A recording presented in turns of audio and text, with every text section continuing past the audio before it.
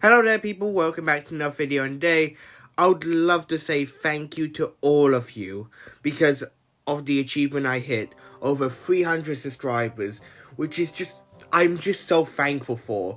So today we're going to be doing a video special. Whoever wins this universal challenge will get 500 Robux. If you want to compete in these sort of competitions and all that, link down below, but they're only for special occasions like this. So I don't give out Robux, normally for average game nights. But anyways, these are the rules. First, you have to get the most manpower at the end of the last tech. Also, whoever is the last one standing. And you can't leave Europe. So basically, I'm playing the caliphate of a border sort of thing, so no one can go out of Europe. It's only in Europe. So you have to really fight for it. So no colonization, no Africa, no Russia, no Muslim countries. It's only in Europe. So they have to fight for it. So, I hope you enjoyed this video, people. There was nothing much happening at the beginning because it was beginning. They was just setting their countries up. Until the French rolled about. They declared war on the English. Expected to be a long 100 sort of years war with the English and the French. Well, 100 years would be kind of a stretch. Maybe it'll last for around 50 years until one of the countries go bankrupt. Until, shockingly enough, the French actually got on a peace deal from the English. You're gonna regret it. Now, the French and the English allied each other, which there was no supposed to be alliances. Which I tried to tell them by telling them only one person can get the money. Once they did got it, they unallied each other. They was even allied with Italy, but once they did got it, they unallied. But Italy had a ally, but it was a one-tile AI nation, which can't even barely mobilize around 4K. So I let that alliance slide. But anyways, drama rolls about where the English and Westphalia was arguing about bits of territory in Germany. But Augsburg was given to the Westphalians.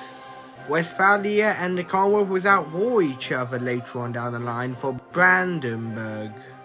You might be thinking it might be over for Westphalia with Devon state in defeats by the Commonwealth.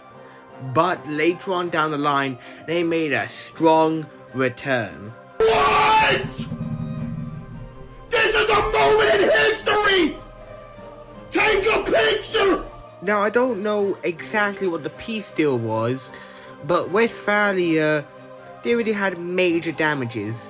Well, with the burnt Dev and probably lost a lot of money. Aside from that, they did pretty well in the war, getting out of there basically scot-free.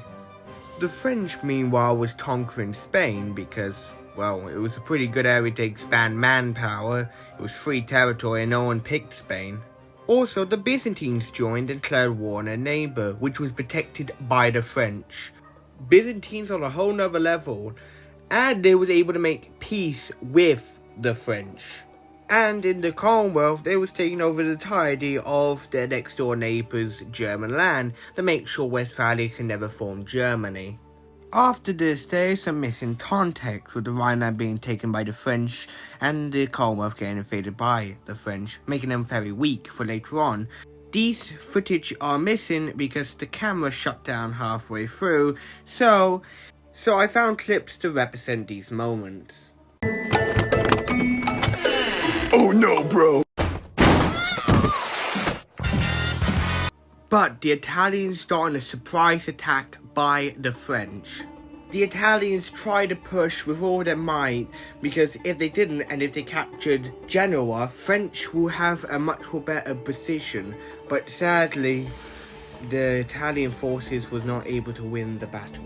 And the Byzantines decided to invade Italy too because they had one territory which the Byzantines wanted from Albania.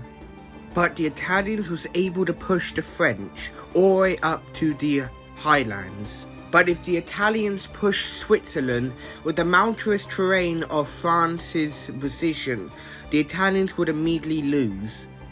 But the Italians decided to push upwards, signing the death wish. One of the greatest fumbles in history. The Westphalians invaded the Commonwealth, using the opportunity of a weakened Commonwealth after the French War.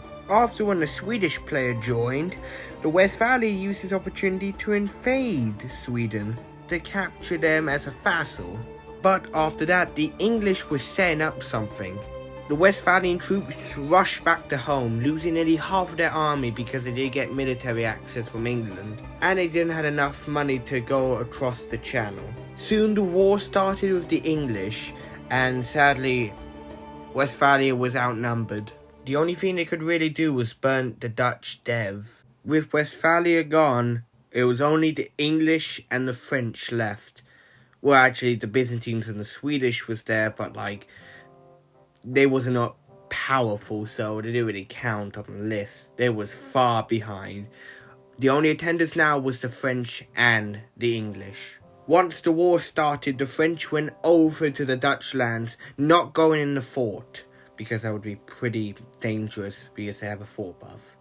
But the English pushed their luck by going outwards and attacking the French.